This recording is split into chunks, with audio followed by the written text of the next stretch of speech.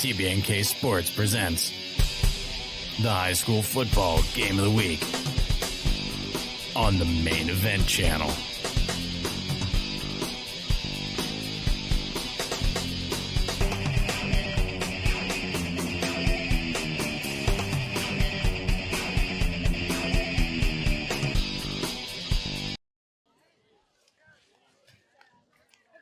Look at this game tonight, Scott, like you said, and you've already mentioned the fact that this Holmes offense, they've already scored more points in 3 games than they scored all last year. And it's just one of those things. I think for them, and obviously this isn't like breaking news here, they just need to get a win. They need to taste victory. It's been a long time. And you'd like to think that if they could do that here tonight, you know, it could get the confidence going. It could get some guys kind of re-energized about this program. And like I said, you love to do it against your rivals. Coronado to kick it off for Holmes. It'll be Holy Cross receiving. He did touch it. Now has to pick it up inside the 5-yard line, but it's got some room, and he might have just broken it, Brian. Across midfield. They're not going to catch it. How about that? An opening kickoff touchdown, 96 yards, and I couldn't even see the number, Brian. Touchdown. Is that number 8? No, it's not number 8. There is no number 8. The Holy Cross has some jerseys that are hard to read. Number 0. And number 0, Tommy Manning. So he's one of the wide receivers on this squad. He's a good defensive player, tied for the lead in tackles as well on this team. And there he returns the opening kickoff, 96 yards for touchdown. And I haven't even written it down yet, Brian. Bang. How about that? I mean, right out of the chute. And, you know, when you see a guy make a mistake like that, and you see a ball that just starts bouncing around the field as he missed the extra point. It sometimes does cause chaos for the team that's trying to cover the kick. But he just got to the far side of the field, and I don't know that anybody really laid a hand on him. When we talk about confidence, that's a way to have your confidence go right up right away if you're Holy Cross and be deflated right away if you're Holmes. Can the Bulldogs answer that explosive play? And I tell you what, I never saw a white jersey near him during the whole return. No, it looked like they had him bottled up to the middle, and they had a lot of guys here on the near side of the field, as you can see it. But there wasn't anybody. Once he got through the first wave, there was nobody on that far side of the field, and he just he coasted into the end zone. Really did? I mean, there was no other way to say challenge it at all. So now we're going to do another kickoff. Love it when a game starts off with back-to-back kickoffs. The kicker, Gabriel Ramito. Mr. Ramito. I got the reference. Good line drive kick. And it is going to be fielded about at the 4-yard line. And this time red jerseys are there, and they're going to stop him. But he did manage to squeak out there past the 30-yard line, so not bad field position to open things up. And Brian and I are going to be squinting and staring, trying to figure out the numbers. We have great seats here at Thomas More University, but we're high in the press box, and we don't have a spotter, so we're going to do the best we can for you. We have old eyes. We have starting to have old eyes, yes. So typically playing quarterback had been Conscious Johnson, number 14, but right now Michael James has started to play a little bit, so it's possible you'll see him in there. And Brian, I'm having trouble seeing the number of that player automatically right off the bat. That's the formation they like to go in, and it's going to be just the inside veer handoff and no gain. In fact, they lost Zarian Foster. Foster tries on those sides. And I think that is James. 1 yard, bring up 2nd and left.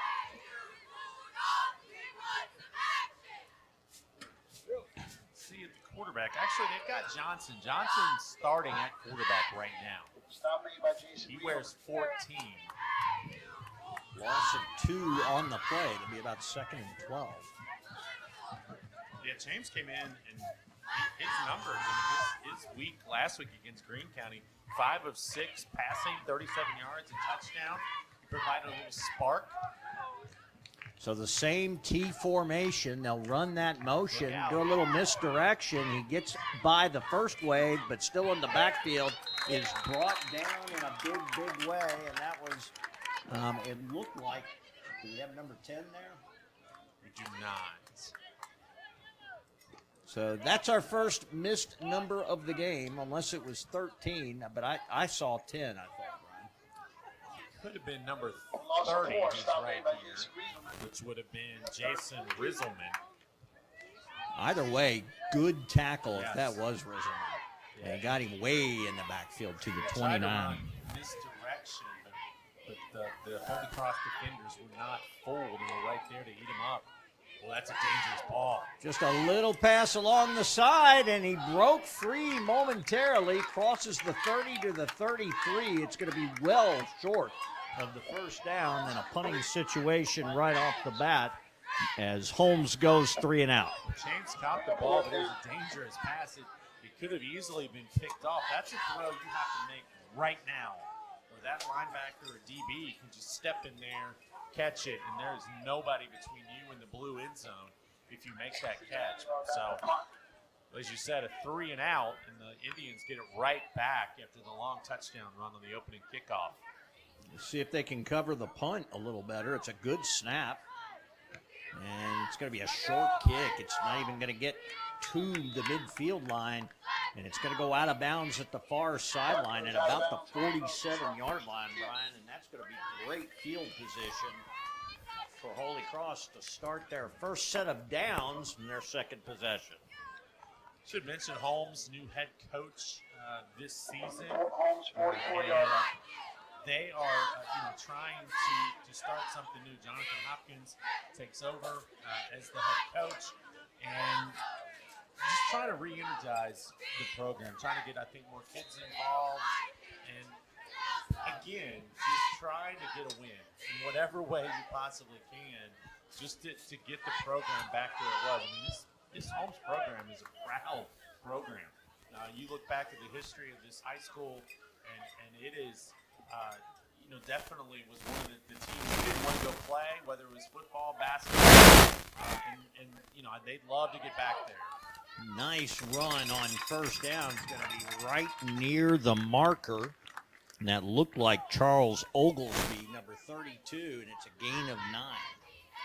Ball carrier, Charles Oglesby, picks up 9 yards. Obviously, you want to stay ahead of the chains. Oglesby, a guy who on the seasons has 188 yards rushing. If you're Holmes, I mean, you can't fall behind 13 to nothing, or if they go for the 2 right away. So this is a big, maybe a must stop early in this game. Brian Ferguson, number 1, the junior quarterback, 19 of 37 coming into tonight for 319 yards. Also a bit of a threat to run. Oglesby again up the middle. That's another huge gain inside the 25 to about the 20. Oglesby on the left side. Easily be another first down. Yeah, Braden Gardner looked like the linebacker just kind of overran the play. I mean, it's nothing fancy. I mean, what Holy Cross is doing right now is just lining up and playing a little smash mouth football. And that time the linebacker got a little too aggressive. They overran the handoff. So 2 carries, almost 20 yards. A similar formation. They have the 2 backs flanking the quarterback 2 wide to the far side. And we're going to get our game's first penalty. This one's going to back Holy Cross up. A little bit of movement down there, which you hate when you're a coach. You hate penalties anytime. You have the 2 big plays to open the drive, and all of a sudden you're back behind the sticks with an unforced error. That's something that as a coach will just grind on you, and you will let your guys know about it. Talk about newer coaches, of course. Head coach Kurt Spencer in his second year with Holy Cross, and it's got them playing well, undefeated right now. Carry up the middle will put them right back at the original line of scrimmage. So they lose the 5, get it back. It'll be 2nd and 5. Or rather, 2nd and 10, excuse me. Now, last week, Ferguson threw it 18 times, and he ran it 10 times. I mean, he's a big part of this offense, but when you're running the ball as well well as they have on these first 3 plays, I mean, there's really no reason to put the ball in the air. So it'll be interesting. You kind of already touched on his ability to run the football. It'll be interesting to see how much he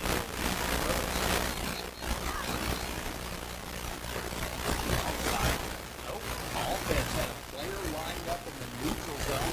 So they get the 5 yards back, they're going to lose it again.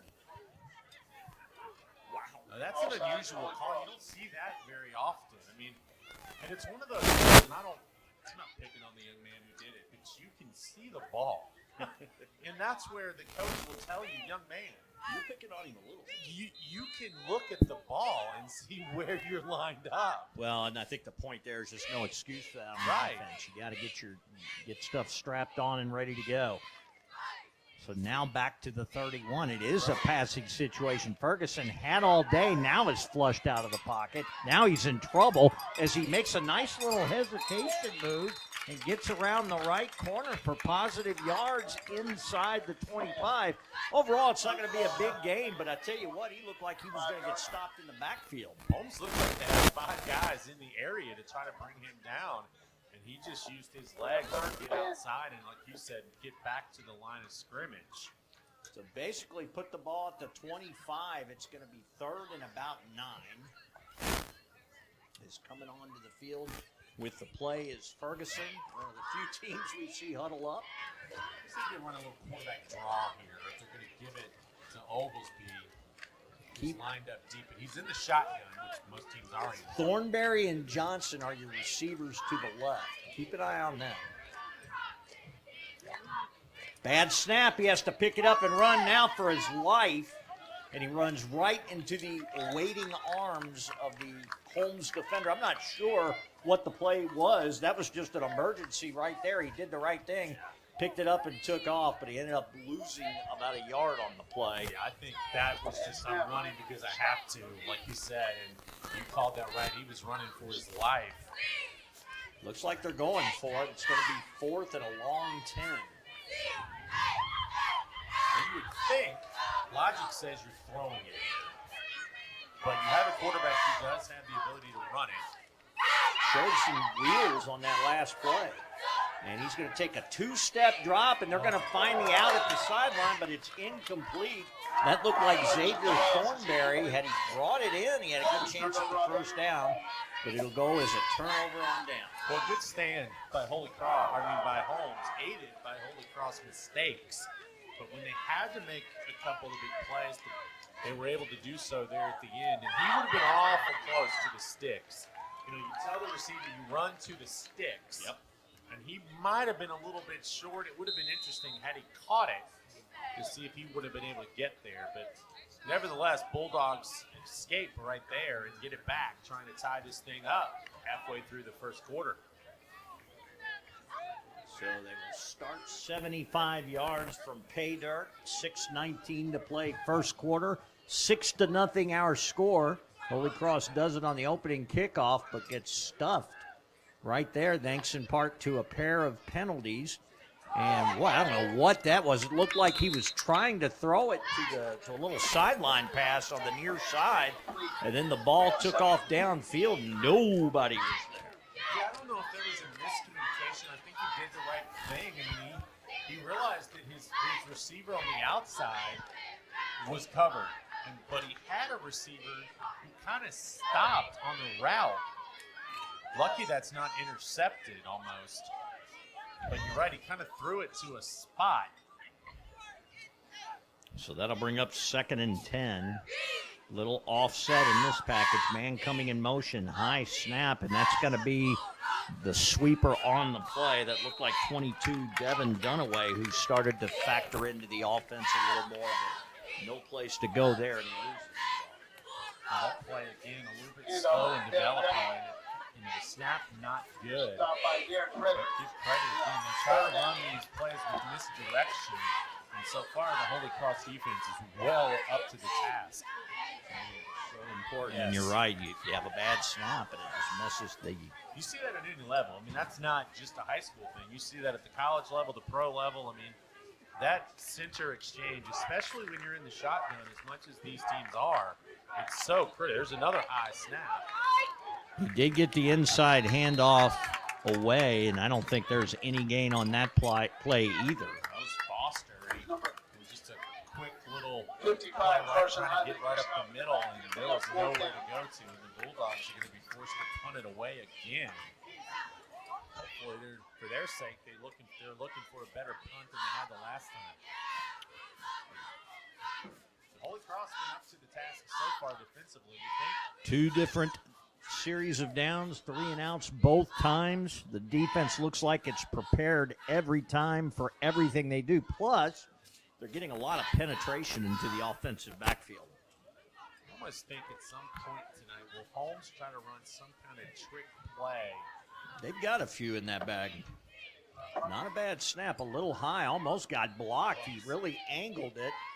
Good pancake block on the far sideline. This one's going to end up in Holy Cross territory, but only to the 46-yard line. I'm not sure who that was on the outside, but they needed some better because that was a pancake.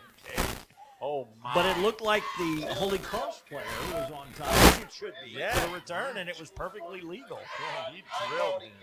And the punter there was lucky to get that off. The Holy Cross player, I'm not sure who it was from up here, but came really close to blocking that, at least getting a hand on it, or to cause it to not Looked go like as he far. just angled it away, or it was a nice job by the kicker. So the 46-yard line is where Holy Cross will start this drive with 4:28 left to play. They've been less than desirable so far on offense. And really, it's been because of the penalty. They looked good in their first 2 plays. And the 2 penalties really pushed them back. Here's the handoff. Looks like Oglesby coming to the near side, breaks the tackle. Out across the 45 into Holmes territory, right to about the 40-yard line. And that'll be another first down. And boy, Oglesby doesn't seem to be having any trouble. No, he's a stout young man. I mean, you just look at him from up here. He's big. He's a big man. And some of these guys on the outside for Holmes aren't. And it's going to be a struggle all night when you see him coming at you. As you say, you're making a business decision whether you want to try to bring him down. And he runs hard, that's for sure. That was the old Deion Sanders quote. Yeah. From the 40-yard line of Holmes. First down, 3 backs in the backfield, including the quarterback. The 2 running backs offset to the right. That's the direction they're going. And it goes to the tailback, number 5, Trevin Figgs, who has positive yardage straight between the tackles out across the 35-yard line to about the 33, a 7-yard pickup on first down. Braden Gardner in on the stop. But what's happening for the Bulldogs is it's taking several guys to get one Holy Cross player on the ground. So they're going to need to start making some individual tackles because the Holy Cross players the Holy Cross running back, whoever it is able to get 3 or 4 extra yards after the contact. Oglesby and Figgs on either side of Ferguson. Another low snap. It's going to be another swing pass off to the left side.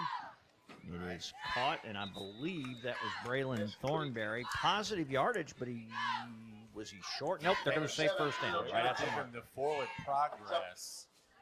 That was a stretch, I think, a little bit. It was. I'm trying to see who's over there making the tackle. It looked like it was Devon Dunaway on the play. And again, Dunaway doing his best out there. Came out, put the hit on, but just wasn't able to slow down the process, or the progress, I should say. Well, so far, we've got 2:40 left in the first quarter. No penalties thus far on this drive, so Holy Cross a little bit more settled down. There, Ferguson's flushed out, and he just gets rid of one, throws it up for grabs. And it's almost caught. Boy, Braylon Thornberry almost came up with one. I don't know how he even got his hands on it. 3 players, 2 of them white jerseys, and Thornberry almost comes away with it. An ill-advised pass for Ferguson. Well, Ferguson took a shot when he let that ball go, too. He took a shot right about the midsection, and that had to hurt. And you're right. He got fortunate. He threw that up into double coverage, and somehow, almost, his players miraculously almost came down with that. 2nd and 10, Ronell Prince comes off the field, and boy, that loses a lot of the beef on your offensive line for that young man. We're going to get another pre-snap. Wow. This will be the 3rd pre-snap penalty on Holy Cross in this game. And those are, you said it in a way, that those are lack of concentration penalties.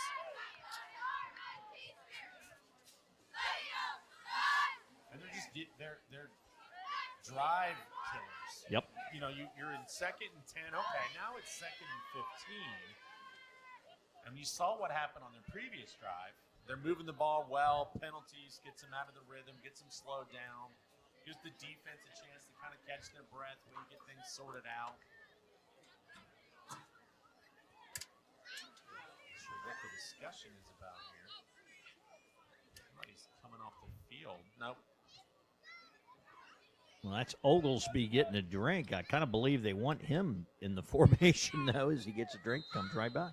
You know, it's a little warmer tonight than it has been It the is. last couple of weeks. I mean, this is more like, you know, the first 2 weeks were fall almost. This has been a summery kind of week. So the pitch back to Oglesby, and he's got some real estate. Gets out across the 25, marked down at about the 24, so that'll bring up 3rd and about 3. I give Dunaway a lot of credit. I mean, I don't have his weight on here, but it's not much, and he's not very tall, but he hung in there and made that tackle. Credit to Oglesby. He runs straight ahead, and he dove forward to get extra yards. He didn't really try to fight for the extra yards, but he still got a couple just in lunging forward. Got to get to about the 20, so it's really going to be 3rd and 4 from the 24-yard line. Ferguson to pass. Again, it collapses, so he bounces out, and he's got some room to the left. He could have run for it, but it's got a man open in the end zone. Was that Max Hunt? I believe it was. That should be a touchdown. There it is. Wow, what a catch. That ball could have easily been intercepted. And I'm trying to catch the number. I think it might have been number 8, Jeremiah Blevins, who I think Hunt actually took it out of his hands. Hunt it is the biggest target on the field. We've seen him play basketball, a good basketball player as well, and just used those soft hands and basically did what they teach receivers to do. Use your hands and snatch it out of the air. Don't try to bring it into your body, and he got the touchdown. That's what he did. I mean, that is exactly what he did. He just high-pointed that ball and took it right away from the defender. I mean, that's good coverage. Well, the young man was there. And this time the extra point is up and good, so they make up for it. And now it is 13-0, Holy Cross. 1:24 left in the first quarter. Taking a look at some other games happening around the county tonight. Dixie at Covington Catholic. Grant County's at Scott. Ludlow at Dayton. You've got Simon Kenton at Beechwood tonight. St. Henry. I believe it will be the first game on new turf at Bellevue this week. Everybody here has turf now in Northern Kentucky. And you also have Aiken traveling across the river to take on Lloyd. Big game in the state tonight. Highlands traveling to take on Boyle County, two top 20 teams. Preseason number 1 was Boyle County. And so two good football teams tonight. That's a big game tonight. But Bellevue playing on their first game in the newly renovated stadium. Now Dayton has the turf field, and now everybody in Northern Kentucky Boy, playing on the turf. How about Lloyd over there in Erlanger? They may have one of the best football teams they've had in years, and part of it is young Lincoln Tomlinson, whose daddy's a good friend of mine, but I've been watching Lincoln wear a football helmet since he was 3 or 4 years old. And he was, if a kid was ever born to play football, of course, his dad played here at Thomas More. You know, that's one of those programs at Lloyd. I don't know that they get enough attention. You know, you get the Beechwoods, the Cubcasts, obviously the Highlands, the Coopers, the Wiles as of late. But you're right. I mean, that's a solid program over there they put together the last 4 or 5 years. And they made a run last year. It's definitely a team, and maybe they Beat up Newcath in Yeah. the first game of the season. And maybe they kind of like being that team that nobody talks about a little bit. Maybe, I don't know, but you're right. I don't know that they're kind of the Rodney Dangerfield. The no respect. Northern Kentucky. We lost half of our audience. We with did. that Like reference. who? Caddyshack. Nothing. No, nothing. Oh, we get another priest. This is probably going to be on the Bulldogs.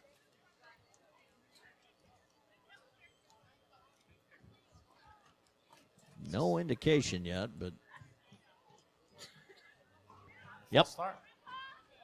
So back the Bulldogs up to their own 24. They were going to start the drive on the 29 after the short return. A minute 18 left in the first quarter. 13-0 our score. Scott Borders along with Brian Blair. Welcome from Thomas More University, where Holy Cross plays its home games. I don't know if, and somebody could tell us this, and maybe at halftime I'll ask, but have they ever talked about getting their own field, or is this just because they're part of the diocese that this is just their home field forever? I get the impression the latter. Yeah, and I think They're landlocked where they are. Yes. There's no place for a field where the campus is anyway. And if this is a viable option, I think it's Why mutually – you see the incomplete pass there. It's mutually beneficial for them and for Thomas More to get some usage out of the field on Friday nights, which really their football team doesn't use on Friday nights. Yeah. No, I'm just curious, and you're absolutely right. I mean, they are landlocked. I mean, I don't even know, where you would put a field down there. Just something, one of those random thoughts that comes to my head every now and then. St. Henry's got the new program there. They've got their field. I said St. Henry's kind of landlocked too, Yeah. though, so they found a place. Well, they've got, their soccer program's always been pretty good over there. That's too. true. So that's a benefit. I mean, you have a dual purpose field, over there, which I'd love to get over there and watch a game sometime. Faked the pitch. Ball ended up as an inside handoff, and it ended up being a bad idea. Well, the thing about that is Holy Cross is not going to buy that fake. I mean, they're not. They don't believe. They've seen enough film to know that you're really not going to pitch it. And the idea is to try to get you going one way to have your guy come back the other way. But if the defense knows you're never going to go that way, it doesn't work. No. And that's where you have to pitch it every now and then. And the timing still doesn't look right. Yeah. It looks like the quarterback's on a different page with the lineman. You're just not doing enough to sell the play as both teams go to the sideline. Timeout Holmes. Okay, Holmes did take a timeout. 39 seconds left in the quarter. And Holmes trailing 13-0, really not able to get any offense going right now. So we talk about, we kind of already talked about it a little bit. You look at their new head coach Jonathan Hopkins, who came in. He's been around the program for a long time. I think 20, 21 years. He knows these young men. And I read an article about him from the guys at Lincoln KY. He loves the Holmes program. He's a guidance counselor there at the school. I believe he coaches track. I mean, he wants to. And I'm not saying Ben Neville's didn't do this, because Neville's is a good guy, great coach as well. But, Hopkins knows these kids, and He has a vision. And he has a vision. You're absolutely right. And it's just going to take time, and it's going to take, like anything, it's going to take winning a couple of games here and there to get kids. You've got to have the buy-in from the kids. And we haven't won a game in 25 tries. That's hard. It gets frustrating. Yes, And it does. I'm not, that's not a criticism of anybody. It's just hard. I mean, I know if I wouldn't want to go get my head kicked in every week, but I give them a lot of credit. I give Coach Hopkins a lot of credit. He is out there trying.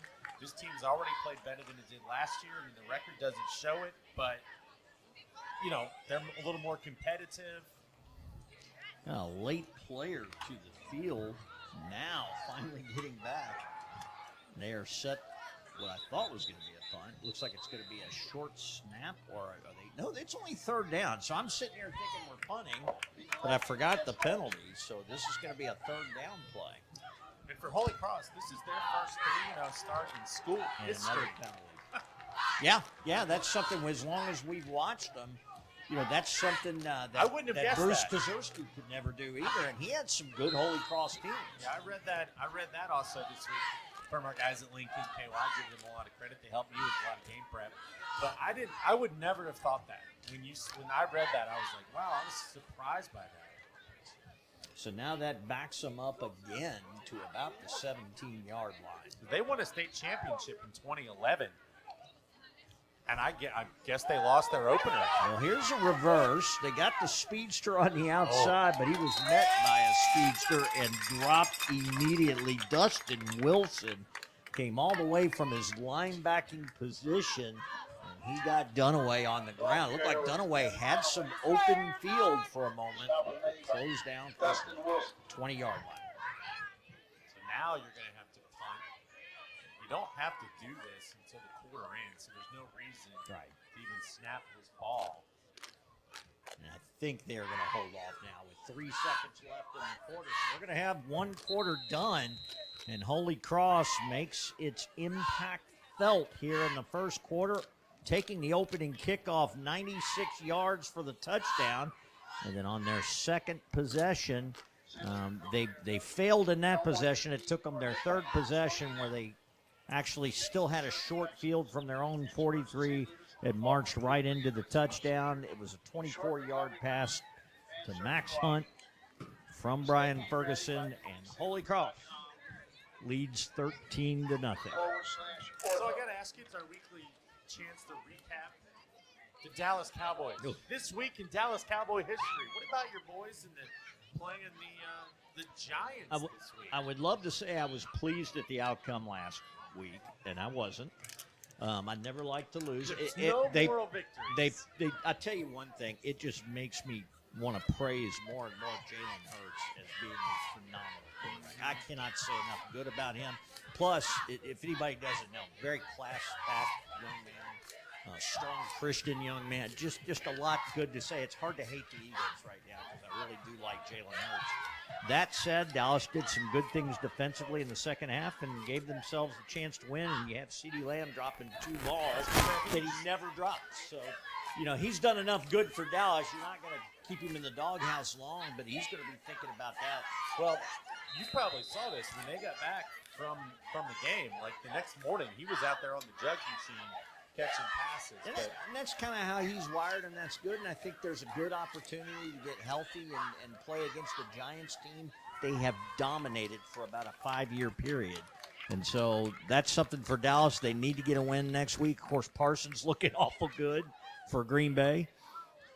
And that almost got blocked. I thought for just a second, that Maddox was going to pick it up, and I was kind of holding my breath like, don't do it, young man.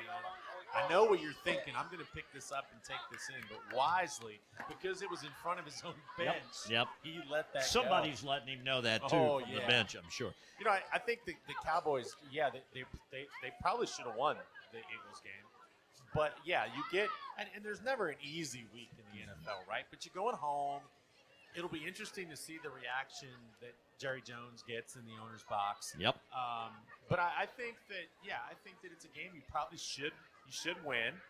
You get back to 1-1. You kind of regroup. And now, more importantly, how did you feel about the Bengals eking out that win over the Browns? That was I saw some guys in the marathon station in Owenston Sunday night as I was pumping my gas, and That's where all the stuff gets talked about at the marathon in Owenston. I'll let you run this play, and then I will tell you what I said. Keep an eye on Max Hunt, tight end at the far right of the play. But this one's going to be a kind of a jet sweep, another bad snap, and look at him go. Gets the corner and breaks all the way down inside the 25, near the 20-yard line. Braylon Thornberry, and that's going to be more than enough for a first down and then some. They'll mark it at the 21, right? He got the edge. I mean, there was no stopping him. But I went into the gas station, and there were 2 guys in there wearing Bengals gear, and I said, "Houday," and of course they said Houday. And then I said, that's the correct response. Well, but then I said bear leg. That was a nail biter that shouldn't have been. Oglesby bounces off a tackle and then completes the run for a first down to the 10. That was a big-time man's run right there. And he is a runner like that. He just, puts his head down and goes. But the Bengals offense only had 7 more yards than we did in the second half. I mean, so it was it's always nice to be 1-0, but we got a penalty here on Holy Cross, but they're going to have to play better. Yeah. They're going to have to play better. And, of course, the good thing for the Bengals is their schedule really didn't get tougher necessarily with the Jaguars this week. A good opportunity to start the season off 2-0. But don't sleep on the Jags. No. They're an offense, that's trying to find their way out. They have some dudes on that offense. Travis Hunter. I like Travis Etienne. Trevor Lawrence is a guy you don't know about. He's never been consistent. There's a nice job. Just good penetration for Holmes. How about that? Getting into the defensive backfield. Yeah, Riggs had nowhere to go. Or Figs, I'm sorry. Figs, yeah. I'm sorry. Yeah, it's a shame the Bengals should win. But as a Bengals fan, I know that there's been a lot of games they should have won at home. It is a home game. They lost. It's a home game, and it'll be hot. Yeah, so we'll see. We'll see. Interesting weekend of football. The Cardinals are off tomorrow. The always fun bye in the third week of the season. Loving that. Kentucky has Eastern Michigan. UC at home tomorrow. They have a bye. They're playing Northwestern State. Uh-oh, coming to the near side. Look out. Ferguson picking his spot, and he somehow just juked his way to the outside, tiptoed down the sidelines for the touchdown. 29-yard run by Ferguson, and that was pretty. Oh, my goodness. I don't have number 15 on my roster, and it's probably better that I don't because he just left him there, kind of planted into the field. What a move.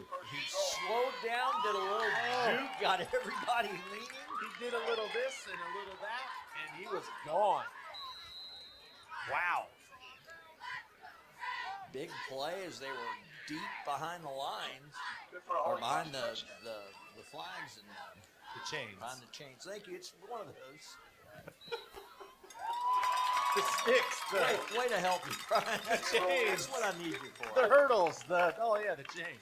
The sticks. There's only a few words I have to remember. Extra point was up and good, and they haven't even had a chance to put it up on the scoreboard yet, but that should be 20-0, the lead right now for Holy Cross. And, Brian, this is kind of what we expected a little bit in this game. Again, that's not anything against Holmes. I know they're working on some things, and this is pretty much how they started against Ludlow. They gave up some big plays in the first half, but we did see a little bit of resurgence after halftime. Be interesting to see if they leave Conscious Johnson, meaning Holmes, if they leave him in at quarterback this set of downs, or what's going to happen. 9:55 to go before halftime, though, and already digging quite a hole for themselves is this Holmes squad. Well, this is where I've said this many times. This is where you learn a lot about your team. You're down. You're very early in the second quarter. You're down 20-0. How do you respond? What is the response from the Bulldogs going to be? And I expect them to continue to play hard. And I think if you're the coach, that's what you want to see now is, hey, guys, let's go. Let's keep grinding. Let's lock in here and do what we know how to do. And you got to run that ball. You can't slow down. We've said that so many times. The best returners, they get that full head of steam. And it's hard. It's hard to tell yourself to do that when you see everybody bearing down. But really, when you do a little delay like that, all you're doing is letting that coverage team get to you. When you're indecisive, that's not good.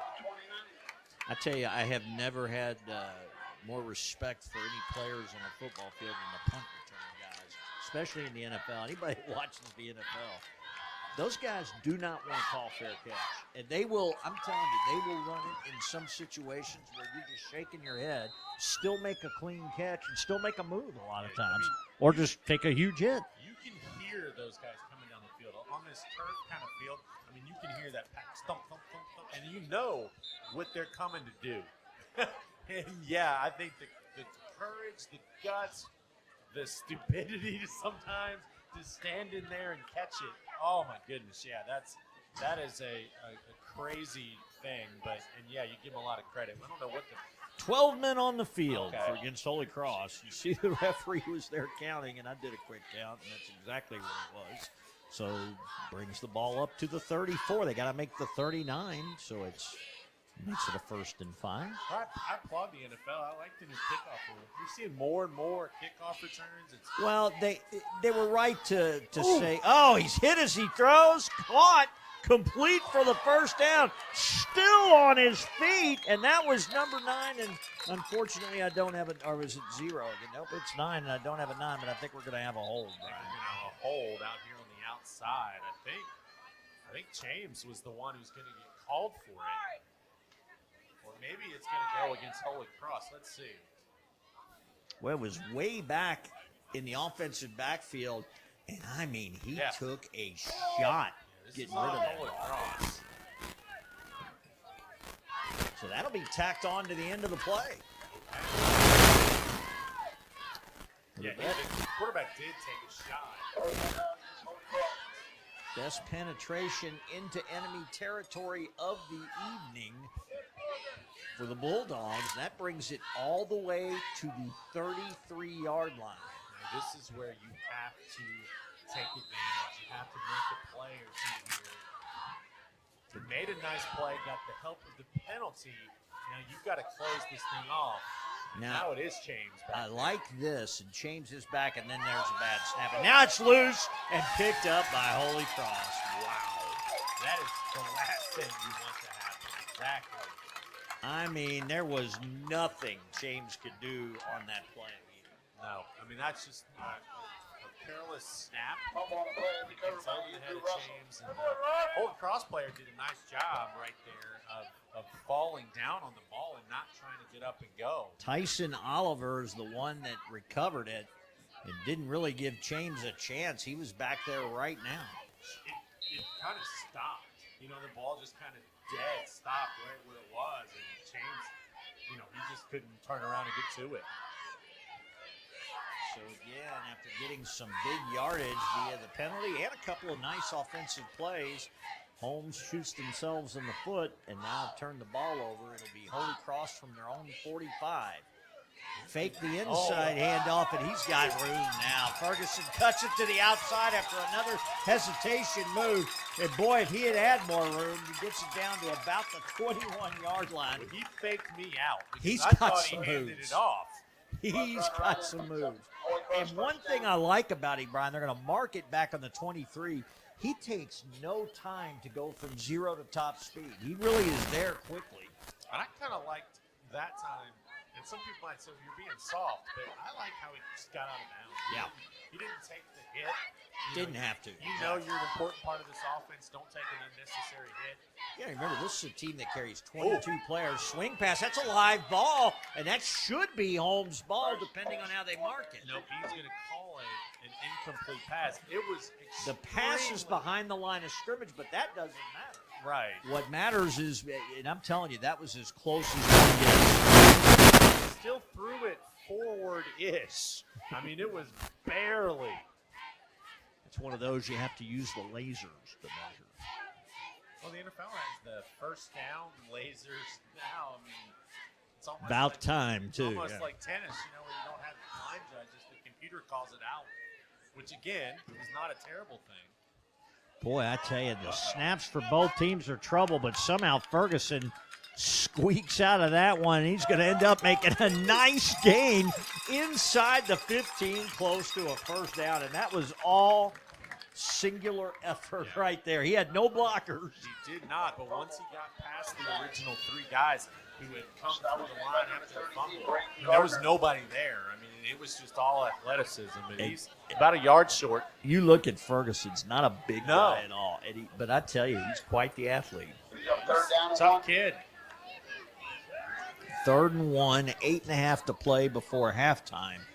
And Holy Cross been in command most of this game, as they have been most of the season. Wideouts to either side, one coming in motion. Low snap again. That kind of messed that handoff up to Oglesby. As he gets a couple of yards, then we have some shenanigans down near the goal line, and flags come out immediately. What'd you see, Brian? A couple of guys just trying to block downfield. It looked like Thornberry was trying to block downfield on, I think it might have been Blevins. And they just carried on the block a little bit too long. And the flags came out, so we'll see here. My guess is they're going to throw flags against both teams. Yep, it's going to be offsetting. The old sister kiss. Which that's a real saying, by the way. no, I don't want to see emails. No, That's a saying. I'm not a big fan of the offsetting penalties, but in this case, I think it's probably the right thing to do. Now let's see what they're talking to the brain trust for the Holy Cross sideline. Doesn't seem like anybody there's too upset. Nobody, the officials aren't moving the ball, so let's see. Yeah, this is one where I don't know that you can say who started it. I mean, there's sometimes it's blatantly started and they call it offsetting, and I think that's weak. But what does your coach always tell you? It's always the guy who second retaliates. guy gets caught. Well, shoot, I teach high school. I tell kids, look, if he pushes you and you punch back, you're getting detention too. You know, I mean, if he pushes you, and that's hard to do. I mean, you know, you get pushed at, shoved. It's hard to not want to go back, but you're right. It's usually the retaliator. Jalen Carter. I mean, I'm not saying Dax didn't spit at him. But no, and I tell you what, he showed some class at the end of that, not during it, obviously, where he just took it on his shoulders and said, that's on me, that's my fault, let's move on. Okay, there's Oglesby again. Got his own hole right there. Well, he made it. He looked like he was trying to go to the inside, and he put his foot down and went to the right. And once he got out to the right, there was nobody there. And I'll just say this about the Ramsey. The incident. He owned it in the locker room after the game, too. And I give him a lot of credit. I mean, he said, you know, I did it. It was stupid. I shouldn't have done it. A lot of fun things happening in football, let me tell you.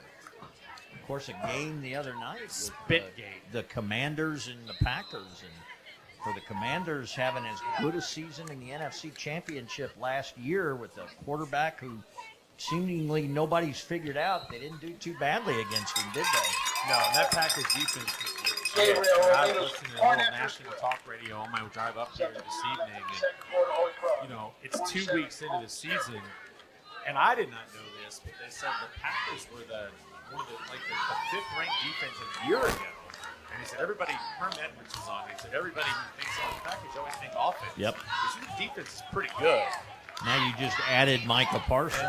And the thing that they said about Micah Parsons is it's not Micah Parsons statistically. You may look at his numbers and go, yeah, they're good. It's the disruption. It's the guys around him that their numbers go up because of Micah. Well, you look at the number of times he still led the league last year in the number of disruptions Yep. to the quarterback, and that can be almost as effective as a sack, obviously. And like you said, then you have to worry about him when you're playing against him, and that frees up other people. So, yeah, that's a team to watch in the NFC. That might be a new little dynasty. I still am not sold on Jordan Love 100%.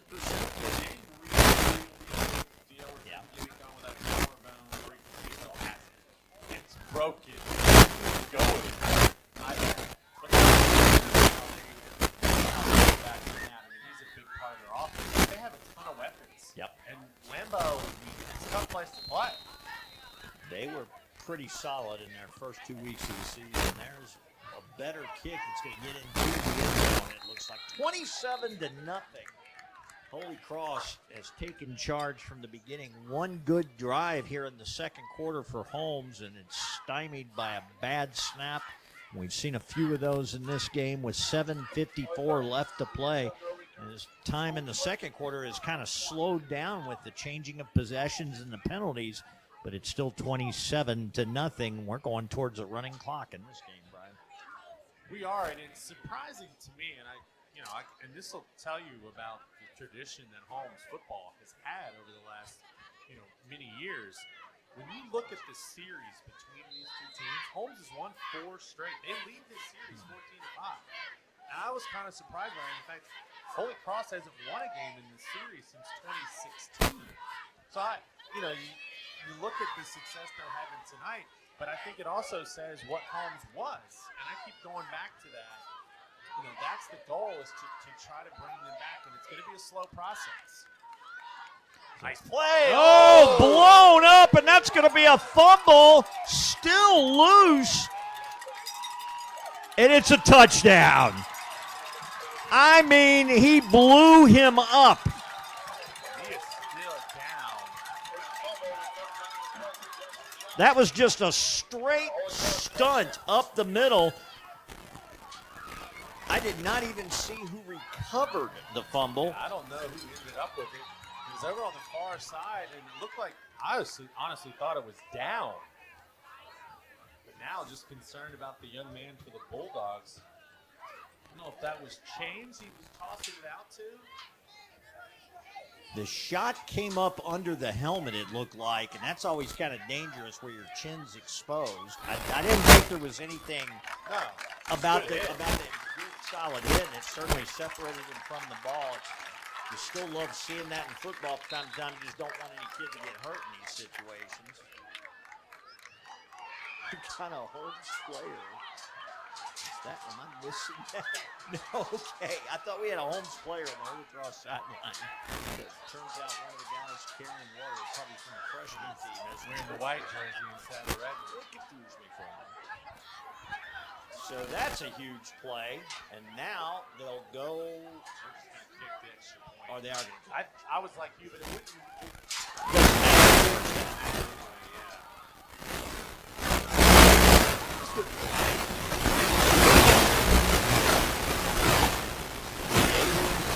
Everybody's bidding over it. Be a free agent, including the Cowboys, but that was one of my favorite hits in all of football. That reminded me of that. Or when Herschel Walker ran over Billy Bates when he was playing for the University of Tennessee. How about that? Billy Bates said that stuck with him his whole life. But he had a great NFL career, too. Now we're dating ourselves a little bit. Yes. People, again, are like, who's Herschel Walker? And the fact that we remembered him from college, too. He was good when he played. I'm telling you, I'm not his age. He's a senator now. Yeah, he tried to be. Yeah, that's right. He lost.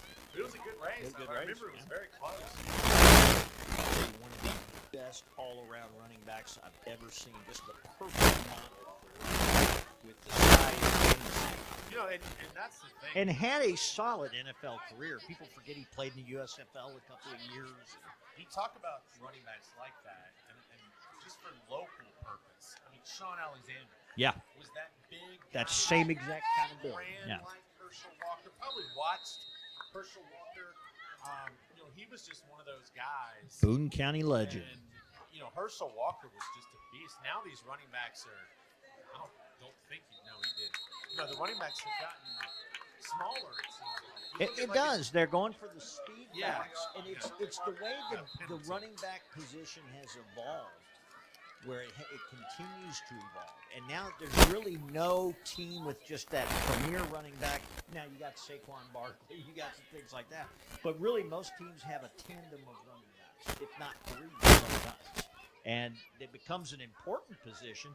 But here's the weird thing, Brian. There's really no fullbacks. I can think of maybe 3 teams in the NFL that use a fullback. Boy, this is taking a long time to unravel.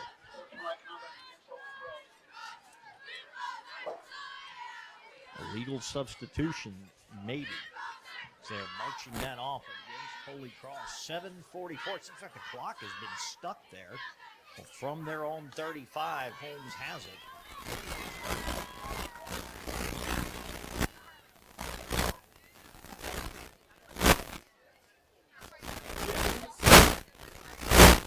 Who was the last great NFL fullback? guy for the 49ers who was pretty good.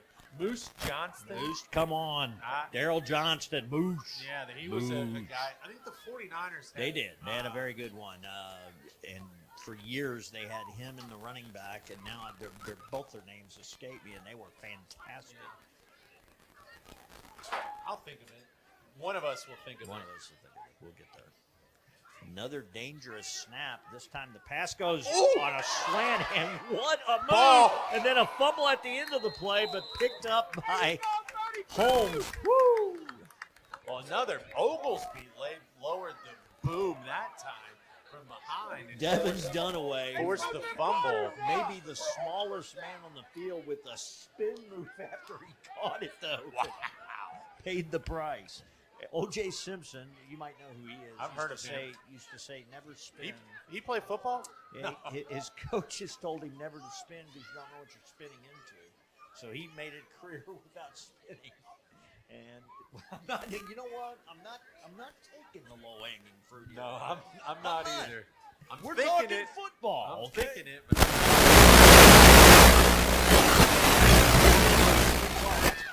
Johnson, who throws on the run, and a ball that is picked and should have been. Well underthrown and was so soft that he might go.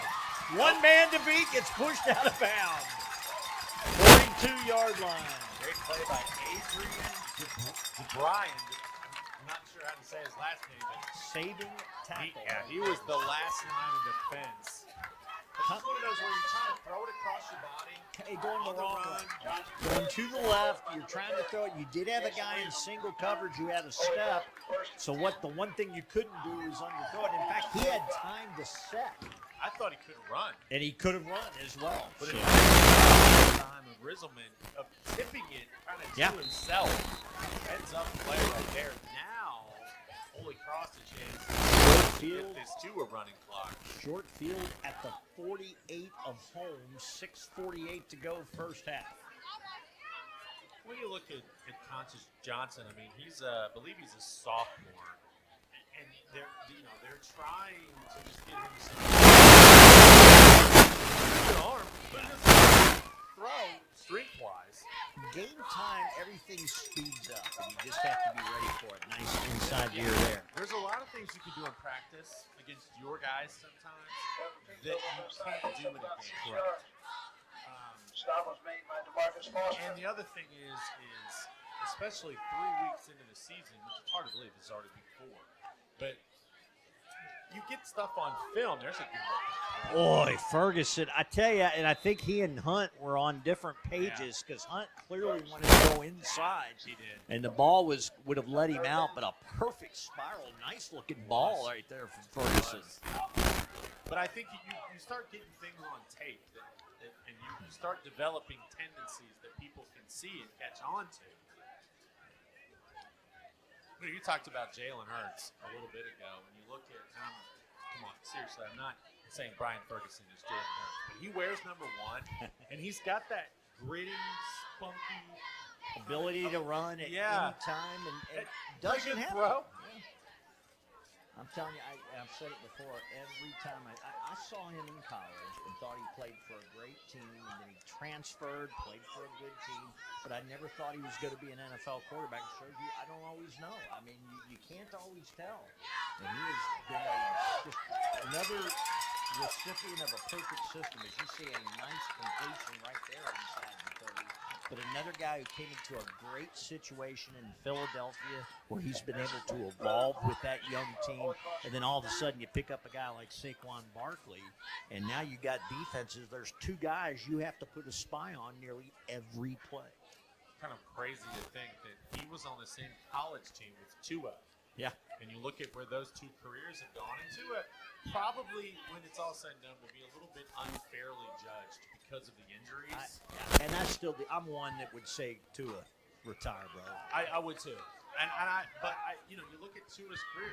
Tua's not a terrible quarterback. No, he's not. But yeah, Jalen Hurts has turned out to have a much better. Well, and Tua has just a number of concussions, and seeing him a few years ago with his hands curled up, and it just, he's a good kid, and you hope for his sake that that maybe he does retire a little early. Enjoy some of the money you made. Miami is just a horrible situation right He now. and Mike McDaniel might retire together Yeah. because if they don't win this Sunday, his seat's going to get really hot down there in South Florida. Yeah, I mean, they looked in every way you can look bad. I think I saw it on your Blaring Sports this week.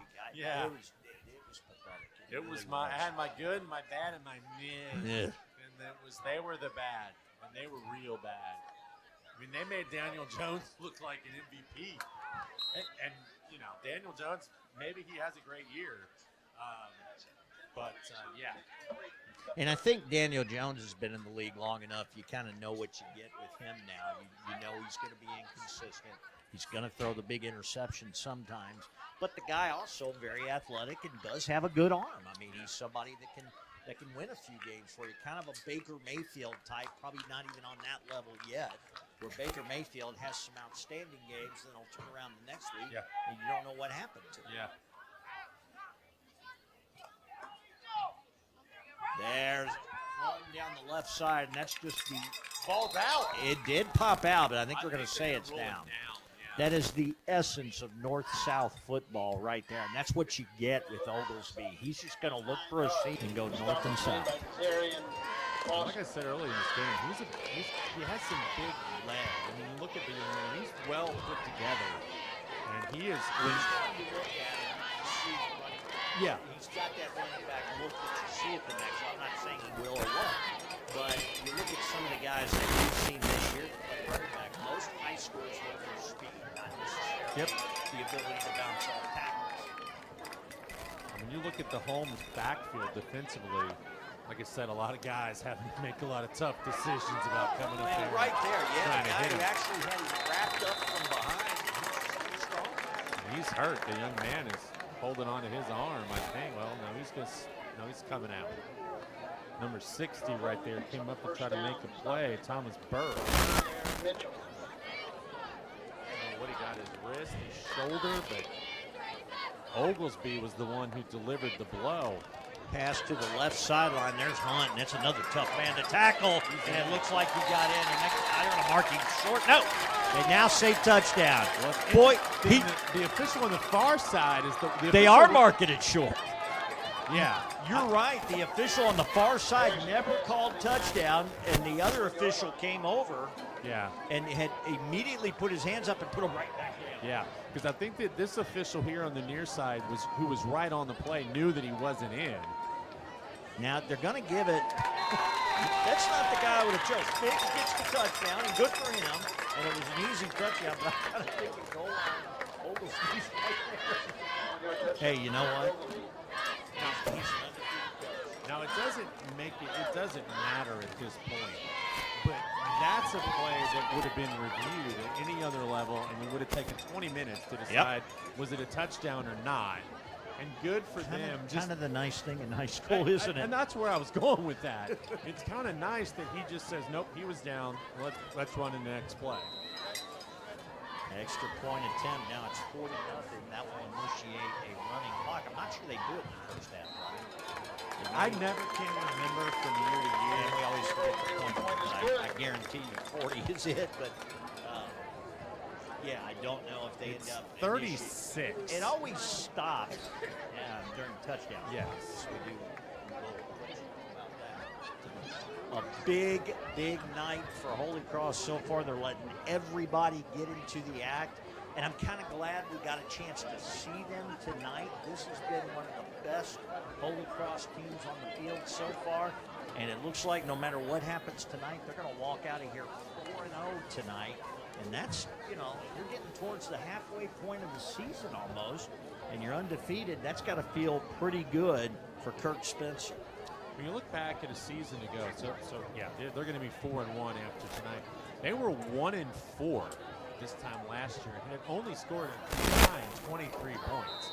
And I said earlier tonight, Holmes has scored more points this year than they did all of last year. So is Holy Cross. Yeah. I mean, they're that as well. So this is definitely a team that's on the rise and to watch out for as you get close to district play. And we mentioned, but it bears repeating, is a nice job to get back there and make the tackle inside the 20. But it bears repeating, yes, a couple of the opponents they played, and I think you'd have to qualify Holmes in that category, have not been great teams. But I'm telling you, Bracken County is always a good team. Yeah. And that was a tough game, and they ended up winning by 1 point. But you got to look at a game like that and say, you know what? They took it to you, and you still came out. All right, so let's just play the schedule. Imminence next week. Winnable game. Imminence has been decent. That'll be a challenge. I don't think it'll be, but yeah, they can win that game. Home with Kenny It's, Hudson. it's here. Yeah. You play Frankfort here. I don't know that Frankfort's as good as they've been. Okay. Then you go to Brossard. That'll be a tough game. Trimble County, they should win. Trimble County's down. Ludlow, tough game. That's a tough game. It's at Ludlow, and then you finish with Bellevue. So let's just say, this team's got a chance to go 8-2. Very possible. Get a home game in the playoffs. I tell you something else I like, and you see it on that play right there. They are everybody to the ball. They really are. And the other thing that's good for them is you look at this, Thornberry, Hunt, Oglesby, Ferguson. I mean, these are guys, they're not new. They've played together now. They're an experienced club. And the longer this streak goes, we said for Holmes, the more you lose, the harder it is. The more you win, sometimes the easier it is. Get a little confidence, you get things going, you make the other team a good time. I mean, those are all things that happen too. Yeah, so it's they're definitely trending up right now. Nice snap again. And again, throwing on the run, just kind of flung it, and it's complete. Not to the 34-yard line. Clock continues to wind with 1:35 left before halftime. I tell you, there's nothing fundamental about that pass. Boy, he sure got it out there. He has a decent arm. That was a good throw. Because he couldn't get anything on the lower half of his body behind that goal. No, all on. It's a good. It was a pretty good throw. Ill-advised, maybe, but good throw. I really would like to see if you could get him. Yeah. Just getting set and throwing downfield. Well, and there was the attempt at it, and that's a good long pass downfield, but there's going to be interference. Yep. His receiver was decked at about midfield. And so it wasn't a bad pass there either. Now, he got hit as he threw, but so he didn't get exactly a clean release. Well, you know what? If I'm Holmes here, I'd call timeout. I know it's 41-0. But the clock's running, and even though there's a penalty, You got positive yardage. I would call timeout. You're going to get a 15-yard penalty. Give yourself a chance to maybe run a couple more plays here and see what happens. You get another pass interference, give yourself a chance to maybe throw one into the end zone. And that might have been what they did, Brian. Somebody stopped the clock. Well, I don't know if they would put time back on the clock here. Because this whole running clock thing again, does the clock stop penalties? And that's where I'm fuzzy on it, too. I'll admit. I don't know if it stops on penalty. I do know it stops on scores. And they are now marching off the penalty. But see, the referees, the clock would have run out. Yeah. So that's the problem. So I'm hoping it does stop. And in that case, you're right. They would need. So Holmes did call timeout. So we could be wrong. Yes, If the clock stays at 24, if it was a case where they shouldn't have, they would have. Like you said, put it back to 40 seconds. Yeah. So. That's why I thought Holmes should have called timeout. Just a few more plays. Actually, he's signaling up. They're actually going to put time back on. He's looking up here. He made a motion, and I can't tell how many. I couldn't see how many fingers he held up. We don't have the field microphones these days. We need a sideline reporter. That would help. Throw it down to the field. Who wants to be our sideline reporter? We don't pay much. And we're not easy to work with. We're two old guys. We're two old curmudgeons. 34, that's what they go back to. We could teach you about who Herschel Walker is if you're young.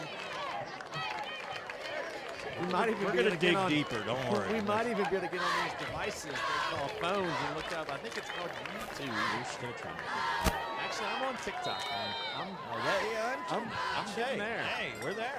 I'm getting there. I don't really know how to use it. Oh. That was another horrific snap. Isn't it?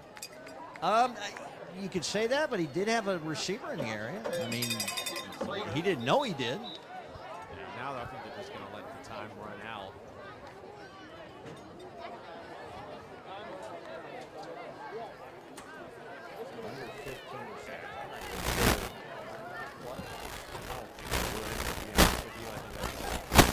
Run out here and go and talk about it instead of doing something and throwing a pick or a fumble. Well, they're going to run it.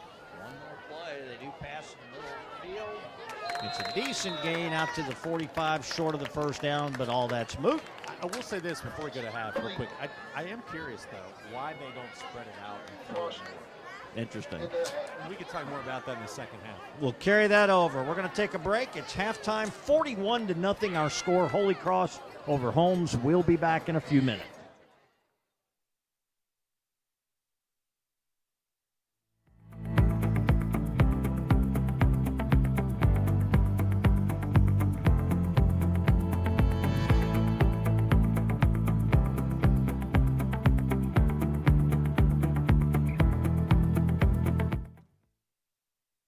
So I would, we'll see. I mean, if it was me, I would say I would spread it out and try to get it to my dudes on the outside. And they're going to get a chance here as they get the opening kickoff of the second half from their own 15. And they're not going to get very far out across the 25-yard line. So that is where they will start their opening possession of the second half, clock running. Welcome once again to TBNK Sports, Scott Borders and Brian Blair, where we've been for quite a few years now. And no place else we'd rather be. No, it's great. Friday nights are a lot of fun. Well, Hawaii. It's really expensive in Hawaii. It is. Now, and we got free pizza tonight. So, There you go. That's right. Hats off to our staff and our crew here. Had some drinks, had some pizza. some ale 8. Ale 8. It's an Ale 8. If we're making requests, I like blackberry ale 8. Can we get some blackberry ale 8? See, he won't even look at me now. I'm like making requests for the drinks. I like the orange one. I mean, there's a pass in traffic. Incomplete. The intended receiver is Zarian Foster. And it'll be second down. So did mention some big college games this week. You've got the big one in the Southeastern Conference. Number 6, Georgia at number 15, Tennessee. Tennessee. Tennessee looking like the favorite in that game. It's at home. Yeah, That's how many times did you think that would happen this year? going to Neyland Stadium. That's a place. I'm not a Tennessee fan. I really don't even like the color orange very much, besides the Bengals. But that's a place I'd love to go watch a game. But they fit 85, 90,000 in Neyland Stadium. Is there again was another dangerous pass to the sideline.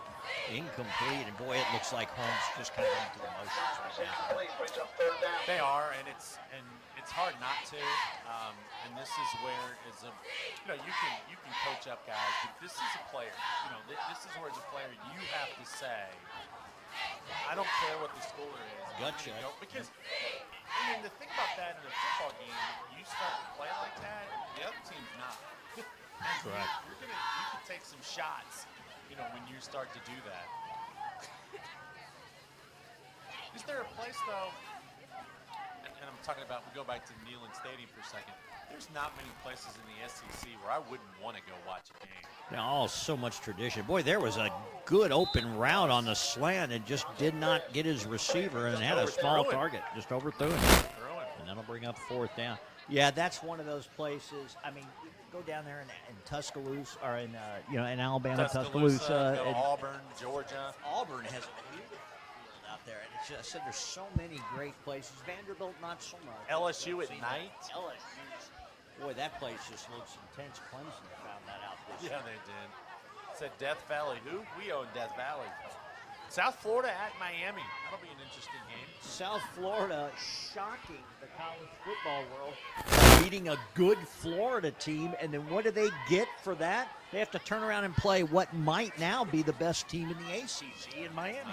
That game at Hard Rock Stadium as well. That's going to be a tough one. Well, there. now Hard Rock Stadium, I got to say though that's not a terribly difficult play. It's just got a bad atmosphere. It's just on the road. I mean, that's. It is a road yeah. game still, and it will be packed, but it just doesn't have a great atmosphere. That's not the best home field advantage in football. What a really short kick, and if that is Oglesby, he just bounced out of a short tackle, and now it's a foot race as he gets inside the 10 before being dragged down.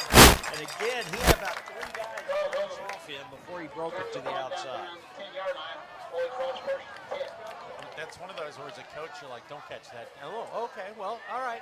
First and goal. We'll take it. I tell you, you know me, Brian, and I love college football as much as I do any other level of football. This is my favorite time of year by far, but it's exciting what's going on. Louisville's got a bye, so I can sit home and watch some games. Kentucky, of course, has Eastern Michigan. How you feeling about your Cats? Tough loss last week, and yeah, there's some stuff there. They look a little unsettled at quarterback. I'm not sure that's going with Boley tomorrow. I don't know. I mean, defensively they weren't bad against a pretty good Ole Miss team. They were in the game. Yeah, when your defense is on the field as much as they were. I mean, the ball's on the ground. Now we got a they blew it dead. Yeah. But I mean, they're just offensively right now. They can't get out of their way. There's no rhythm. And you know, I mean, even in the SEC, you got to be able to put points on the board. Well, and unfortunately for Kentucky, it gets even harder after this week. This is really the end of your cupcake season. And Eastern Michigan's not a slouch. No. You can say it all you want. They're a decent team. Those MAC-type teams, I mean, Louisville they get somebody every year. Louisville found out with James Madison last week. These are tough. Kentucky struggled. That is on the ground. And they do get it back. Quarterback. Holy Cross has Johnson, I believe, out there. That's number 7 who was handing that off. And, yeah, he's playing quarterback right now. So getting somebody else in to try it out a little bit, not a bad move. You know, but Kentucky had Toledo, and it was a tough opening game, but a hard-fought win. But I tell you, just being in the SEC this year is the worst year for Kentucky to have a down year because it seems like so many SEC teams are up. It's just the league is so good from Top to bottom. In football, and it's just crazy. I mean, every week you're playing you feel like you're playing a top 25 team, which you almost are. I don't know. People are going to say, well, what about Ohio State? Yeah, the Big Ten, but the Big Ten at the top is a little pretty top good. loaded again this year. I would say top to bottom, I think the SEC is the best conference. I know a lot of Big Ten people argue, but really, when you look at the lower level teams in the Big Ten, there's nobody striking fear in anybody's heart. You got Rutgers, you got Northwestern. They're not exactly killing anybody right now. No, the Buckeyes are really good. They're another, they're again another team that'll vie for a national championship They're a really potentially. good football team. Miami in the ACC, really good football team. Clemson. Well, and people are falling asleep on Florida State, right now. Florida how State's good- tough. What is Clemson right now? I tell you, here's something. I'm going to say this. It's going to get me in a little trouble. I'm not convinced Cade Klubnik is the guy that everybody thinks he is. I'm just not. They're talking about him being a number 1 overall pick in the draft. Talking about him being a pro-style quarterback. I've seen him play some rough games, and look right here at this run. Ooh, nice tackle on the outside. Nice tackle to finish. It was Johnson who just took it himself, and I think, well, I'm not sure who that was. I thought it was number 9 who made the tackle. Maybe that was actually number 8, Jeremiah Blevins. But that was a good tackle. Stood him up right there and stopped all the progress, but it is going to be 4th down now. 4th and goal for Holy Cross. Clock running at 4:40. I know you've got some other guys in the game, but this would be a good stop for the Bulldogs to get. You a little confident. You play for those little victories. Yeah, absolutely. Big hole for Figs right there, but he's not going to get it. And they're going to turn the ball over at the 7. Looked like Foster in on the stop for Holmes, who just got to the spot and took him down. Good play, good stand by the Bulldogs. And Brian, it'll be a few weeks here. We'll be talking 6 weeks. We'll be talking about basketball starting up. Looking forward to that as well. I've got my tickets to the Louisville, Kansas exhibition at Young Center. Now, how about that kind of new addition to college basketball, where you're not playing athletes in action anymore. No. You're playing big time. Legit teams, yeah. Does Kentucky play Purdue? Kentucky has a big one too, and I don't remember if it's Purdue, but it I might think be. it's that. Might be. Purdue as well. I think it's up Purdue, who a lot of people, and I said the Louisville-Kansas game is at Louisville, and again, Kentucky and Purdue would be at Purdue. Yeah. Purdue's, by a lot of accounts, the number one team in the nation coming in. And that's a tough place to play, regardless of how. Always. So yeah, and I think it's exciting that you play these games. I mean, you're getting NCAA tournament quality games All right, now in an exhibition. I got two questions for you. Two big recruits. Among others, Louisville and Kentucky Fighting. Tyrion Stokes, Taylon Kinney. Taylon Kinney's going to announce, I hear now, at the end of September. Where does Taylon Kinney go? I don't keep up with that as much. I know there's some serious ties, I guess, with the Louisville program. I've heard. It's such a tough thing. I mean, my heart wants to say Kentucky, obviously, but he's a kid I wouldn't be shocked if he went to Louisville. Okay, what about Stokes? I think Stokes may end up at Kentucky. I mean, you'd like to think if you're one of those two schools, you'd like to think you could get at least one of those guys. Well, and Tyrion is actually a Louisville native, so he grew up in Louisville, but boy, has he kept it close to the vest. And there is just no indication. Right now, to me, after reading everything I've read, the two leaders, believe it or not, for Stokes are Kentucky and Arkansas. I'm not sure Louisville's in the top two right now. I'm not sure they're not. But I think Arkansas, boy, John Calipari's come up with a push for Stokes. Stokes is the guy. Taylon Kinney's a great player. Anybody be lucky to have him. I do think he's a Louisville lead right now. But Stokes is a man among boys, and that's going to be real interesting. And he may not announce early. And you wonder how many of those guys talk to each other. You know, hey, it's a pass. Well, drop, and they're the same position. So now, Kinney's got to be wondering if Stokes goes here. Is right. it? That's what I mean. Like, are you talking to him to find out where he's going? Because believe I don't want to go there with and it's nothing bad. I mean, like you said, you just don't want to end up at the same place where you're not going to get to play. Because you got to earn your money now, boys. Oh, yeah. Either way, it's going to be real interesting. And I got to say, what Pat Kelsey has done for Louisville is just rejuvenated the fan base. Well, I thought they should have blown it dead, but the ball went down because I thought I saw a knee down as well. It's third. I'm going to say it's fourth down. Third down. Official just held up his hand. So. Fourth down. No, it is fourth. It is fourth. Yeah, the he had the scoreboard fist was up. wrong. Yeah. We're going to be under 2 minutes at the next play. There's going to be a lot of things to talk about in the Kentucky and Louisville fan bases, football-wise and basketball-wise, over the next several months. And they play before the football game. I know, that's crazy. That doesn't seem right. And it's unfortunate for both basketball programs because it's so early in the season, you don't quite know the nature of your team at that point. But it's also fun because it gives you a chance to play against kind of find out where you are. No, I totally. And it's a non-conference game. Both those coaches will look at it as a learning experience for their respective teams. I think there's a lot of mutual respect where we've seen contention between those coaches and programs. I think right now between Pope and Kelsey, there's a lot of mutual respect. They certainly are going after a lot of the same players.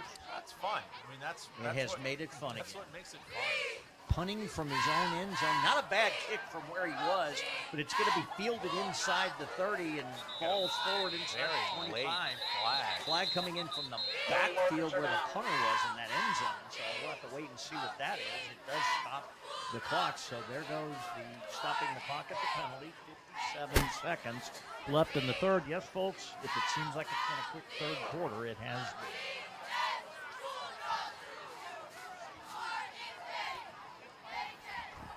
Get this sorted out.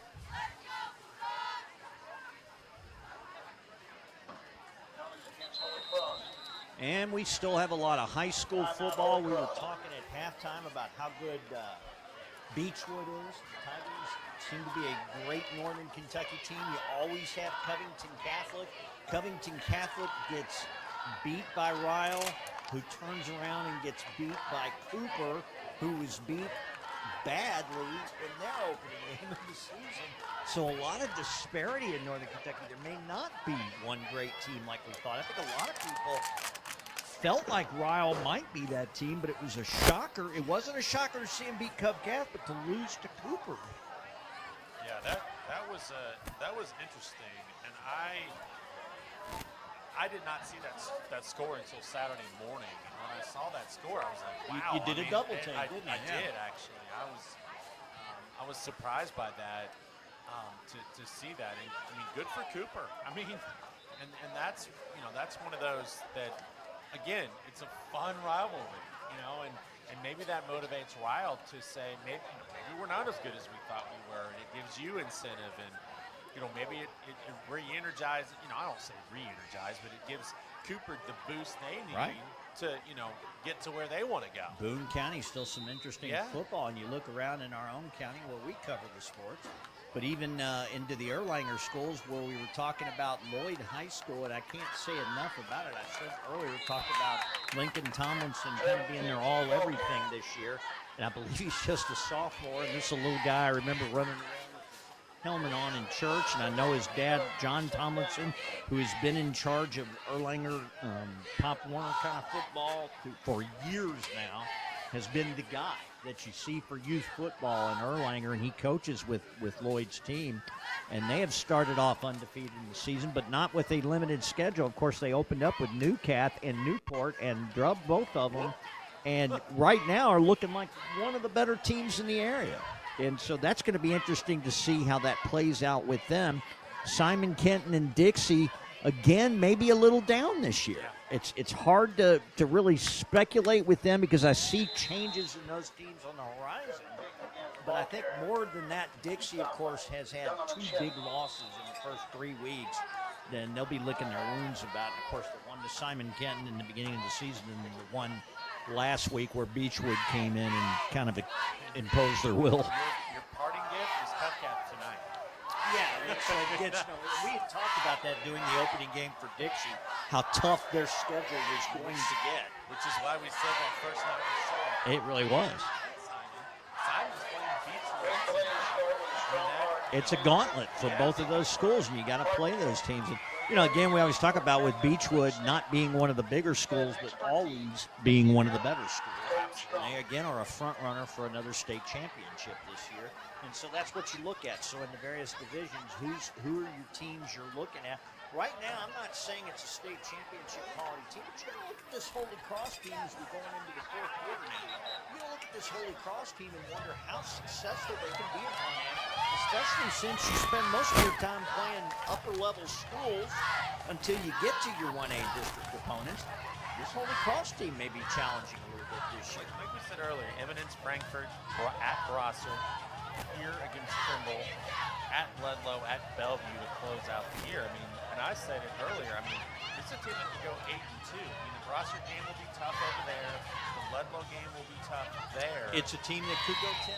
But but everybody on that schedule, and I don't know, I don't think Frankfort is a great team. We don't know a lot about it. Don't know a ton. I know Eminence in the past has been pretty good, but I know they graduated some guys. Only Kenny Hudson. Yeah, Kenny Hudson. Everybody, legendary Kenny Hudson. Everybody's from Eminence. Here's a run. Cahill. Look at him go. That's going to be a touchdown. Opening moments of the 4th quarter, a short field for Holy Cross. They punch it in with Cahill at the helm. 11:39 to go. Clock will stop at the score, and that's going to make it 47-0. A chance to make it 48 tonight. The extra points have been pretty good tonight, too, for Holy Cross. Gabriel Romito, 10 of 12 on the season. He missed one earlier tonight. He missed the first one. He's been perfect ever since, which means he'll miss this one. Because I've said he's been perfect ever since. Maybe you're looking 6A. Looking in the Northern Kentucky area. Really, it's Ryle and Cooper, and that's kind of where you draw it. I don't know of a lot of 6A influences in this area that are certainly any better. You got to go down to Lexington and Louisville to pick up some of the others, but Trinity's always going to be around in the 6A. Line drive kick just cleared the bar. Yeah, I mean, I think for any of the 6A schools up here, and you just ask, Jeff Marksberry at Simon Kenton, that state championship runs through Trinity most of the time. It does most of the time. And that's just, and for Ryle this year. Good St. X team this year. Yeah, you've got to rebound. You got to rebound from last week, which there's no reason why you can't. And then you're going to have to beat one of those two teams. It's more than likely either in the semis or the finals. Yep.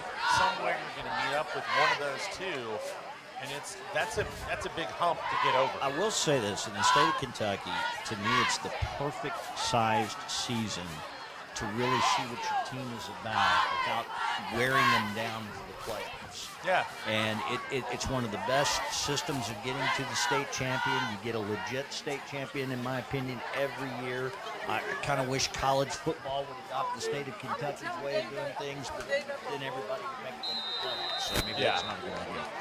But, no, it really does. And you look at the breakdown. Of course, I go to the KSHAA site, and we'll always see the tree breakdown for the playoffs when it comes up.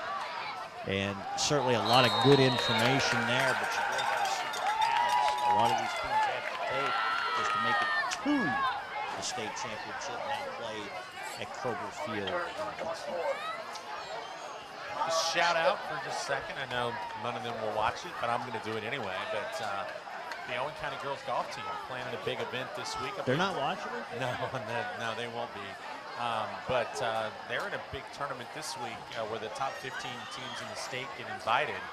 And they're ranked 4th in the state right now. Not in the single A, double, in the state. They're playing always a good golf team. Yeah, very good golf team. You, of course, coach with them. I'm an assistant, but yeah, David Wainscott has been the coach for a while, but in the same region as Ryle. Ryle's got a pretty good team this year. I've seen them play a couple times, seen St. Henry. And your daughter is a part of the team? She is, but some good golfers up here in Northern Kentucky on the men's side, on the women's side, and for the guys, a couple pretty good teams. I think Ryle's golf team's pretty good. But I've seen St. Henry, seen Ryle, seen Beechwood's golfers. And you talk about a sport that's a grind. When they start in July, when it's hot, they're walking 18 holes. Walking. Pushing I hard. I haven't walked 9 holes. No, it's legit. It's a sport that doesn't get a lot of attention locally. But well, if the Owen County golf team will tune in, we will give you the answers to upcoming tests on the broadcast. I will have to tell them that. Ooh! Nice bouncing off the tackle there. Falls forward inside the 15. So it's Holmes again deep in their own territory. 9.5 to play. 48-0. It's really been the story of Holy Cross tonight. And this is a Holmes team that we knew. They're young. They still have a second-year coach. They're going to continue to struggle. Right now it's about finding those happy points in the game where you can build on something. And it's not easy. And certainly it's not the fault of the coach. You're trying to build something here. With Holmes, you really have to invest in the community as a coach. You have to get those kids to trust you, and they will come if they get to a point where they trust you. I think Coach Hopkins is the guy to do it. As I said before, he's been around. He's been around since 2001. Coaching, his counseling, he's the guidance counselor there at the school. He knows these young men, and he knows what motivates them. He knows how to motivate them, and yeah, I think he's going to be the guy. He just takes a lot of patience,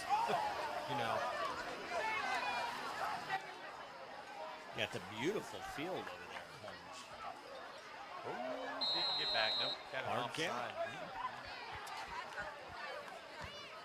Of course, we say that a lot. Everybody's got a beautiful field. Everybody having the field turf, and soon Owen County will have a beautiful field. Last game tomorrow, Saturday night at Patterson Field, and then the bulldozers come in on Monday. Always Start construction. Always kind of exciting to be the first team on a new field next year. Not sure who that's going to be yet. I don't know if the schedule is finalized, but yeah, it's going to be really cool. The funny thing, Brian, back in the way days ago, when I played football, the thing you got excited about was going. At the time, they would play the state championship in the Cardinal Stadium. Yeah, they would play even the county championship at Cardinal Stadium. They had a county championship. And so your boosters would buy turf shoes. Now, keep in mind, that was a different kind of turf. That was the old AstroTurf. And I remember cutouts in the field, and I think I tell this story every year. The pregame warm-ups of the state championship, we lost our all-state starting defensive end for taking a bad step just warming up on turf and broke his leg. The Louisville Cardinal, the AAA team, or double of the, I believe the St. Louis Cardinals at the time. Louisville Redbirds. Yeah, that's right. Redbirds. And so you had those cutouts where they were filling the base dirt. Yeah, like Riverfront Stadium used to have. And your foot would literally turn as you stepped on those cutouts. Yeah. And so, honestly, turf shoes were kind of needed. You really needed something. And I was getting tackled on that stuff. Well, I saw an old clip from the Netflix documentary of the Cowboys and Mike Jordan. Yeah. And John Madden was on the call, and he said, that's just cement with a rug on it. It really is. And this obviously is a little more forgiving. But yeah, those AstroTurf fields, it was the innovative thing, and you could play on them. You didn't have to worry about mud, but they have wear and tear. The technology. Oh, here's another bad snap, and that's going to be a broken play. The technology has come a long, long way, and what they do is they use the ground up tire tread, and you literally see it, little black pebbles. It makes a great base, and so the field gives a lot. The other thing it doesn't do, it actually plays like grass because it won't turn your foot on the field, and that's a big deal. And so they really have perfected that and probably prevented quite a few injuries from when they played in the turf. But now with guys being so big and fast at every level of the game, you're still getting injuries just from having 300-pound guys running 4.640s. Yeah, I think that's the thing, and having the privilege a few years ago to do an internship here at a local television station in Cincinnati and be on the field and see a few Bengals games or a few minutes of some Bengals games from right down on the field. There's an interception. Thrown up for grabs, and it got grabbed. Cahill?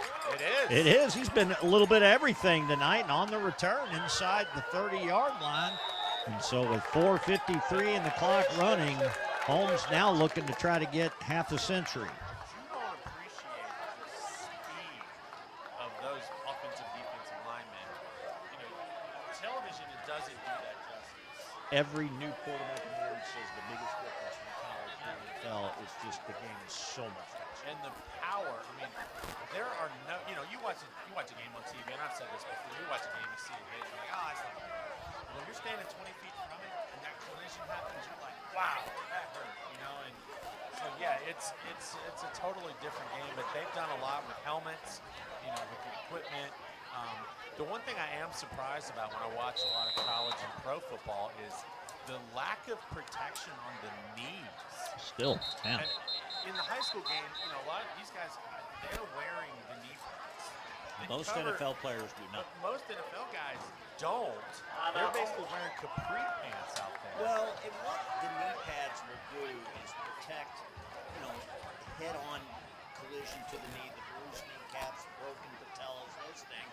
It's really not going to save you from an ACL. Correct. You do see the guys that have those kind of pads where there's a bar that runs down the side. That's designed specifically to prevent the ACL type of injury, but that's still. And you see the offensive linemen a lot who will wear those, but those guys on the outside, they want to be. They want to be fast. It slows them down. Yeah, they want to go. Well, not only that, you look at the shoulder pads. They're almost not noticeable. Some of these receivers and quarterbacks these days, and that too.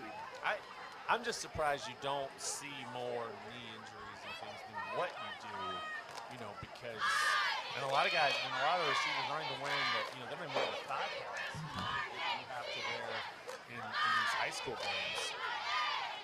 No, they really don't. Anything they can do that they feel like takes away from their speed. And you think about it, a guy who goes low leading with his helmet, granted, you're not really supposed to do that anymore, but you're hitting an area not covered up by padding. Wow. Yeah. I need an ice bath just talking about it. I'll tell you, I can remember getting hit in the helmet and having your bell rung by somebody else's helmet. And it does. You say it's protecting. I think we're gonna get some unnecessary roughness here on Holy Cross. I think the worst thing is that's unfortunate. That'll bruise up and that won't leave you. And go away, yeah. It's just painful. It's a holding call. Holding against Holy Cross. So we're off next week. We have a bye week next week. I'm trying to think. So this is our last game of the summer. It'll be officially fall the next time.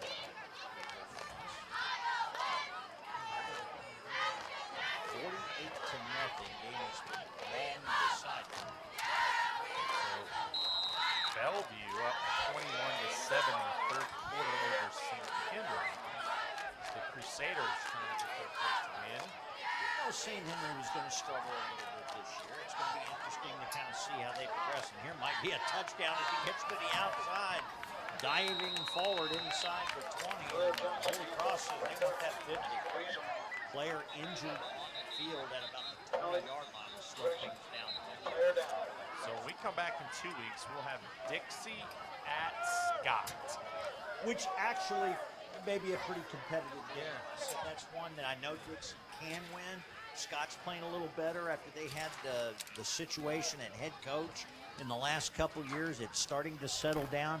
We've seen some really good Scott teams still, and I will tell everybody this, the Scott game against Johnson Central that happened several years ago that ended with the Hail Mary is still one of my favorite memories in all of the high school games that I've done. A phenomenal game. Heartbroken for the Scott Eagles in that game, played their hearts out, and it ended on about a 48-yard Hail Mary. Wow, what an exciting finish. We've got Dixie at Scott, and then next week will be Cooper at Dixie. And then an interesting one, October 17th, we have Campbell County at Simon. That could be a pretty good football honestly, game. I would have said Simon all the way after the first week, but I got to believe right now Campbell County's a little better than I thought. Simon's kind of struggling. That very well may be a competitive game. And then we're awaiting some confirmation on Holy Cross at Ludlow. That could be a really good game. Still have not gone to a Ludlow game yet. Since the Red Turf. And then our last game of the year will be Scott at Holmes. Player getting up, that's a good sign. 3:18 to go. And neither of those teams, so many players that got hurt.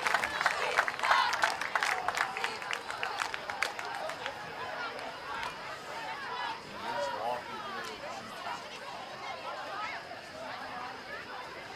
We talked about Holy Cross's schedule. We've got next week, Holmes will play Jackson County. And then they'll have, actually Holmes will have a bye next week. And then the 26th they have Jackson County and then Shelby County.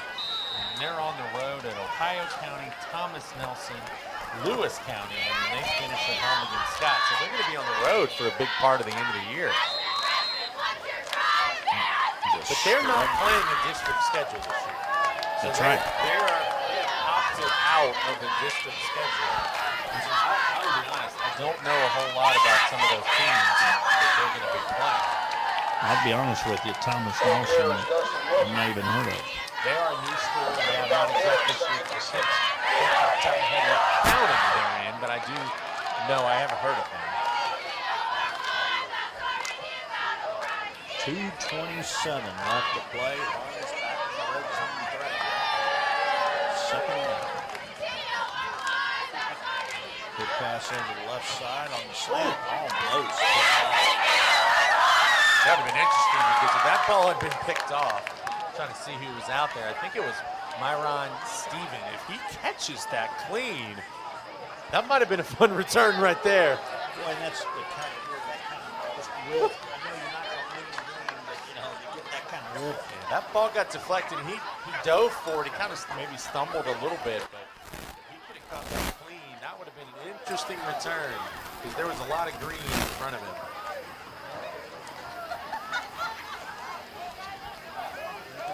They're spreading the field out.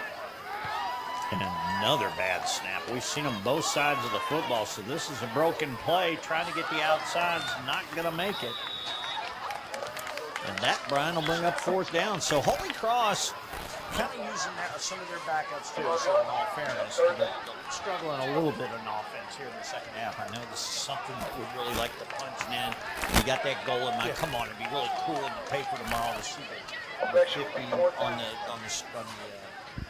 headline. But I give Holmes some credit here too in the second half. I mean, obviously you have some JV guys playing on both sides, but I mean they've held them to 7 points in the second half. So there's something. There's your light. Yeah, to build off of. And I say that. And another snap in the ground. they got to bring him down. Yeah, they got him. Nifty move down to the 5. That'll turn the ball back. And that might just do it. I don't. Say if they let it run at this point, that may just be the last play of the game. Actually, Brian, that was a first down. Yeah, they only had to make I think the 8-yard line, and they were calling it, so that's a first and goal. But I think Holy Cross, assuming they can, are just going to let this run. And I think this is one of those cases where the official's not even going to worry about delay a game. He's just going to let this play out because he kind of looked over at the coach and kind of gave the just keep going, coach, and that's going to be it. Good sportsmanship right there, I think, by Holy Cross. You could have run another play, try to score, but they did. Good win for Holy Cross. They win it 48-0, led 41-0 at the halftime. So a low-scoring second half with the running clock. You get that sometimes and playing some substitutes. But another big victory for Holy Cross. They remain undefeated, down 4-0. Their season's going to start to get real interesting. Holmes still has some gauntlets to run through this year. We'll have them one more time at least before the end of the season. So, Brian, any final thoughts on today's game? No, just happy for Holy Cross. I mean, like you said, you got district play starting, going to start up, but a great start to the season for the Indians and the Bulldogs. Just keep plugging away. I mean, that's all you can do at this point, and I know they will. Partner, it was good doing a game with you again. We will see you in a couple of weeks as we will see you folks. Thanks once again from TBNK Sports. Brian Blair and Scott Border saying so long from Thomas More University. The final score, 48-0. Holy Cross over Holmes.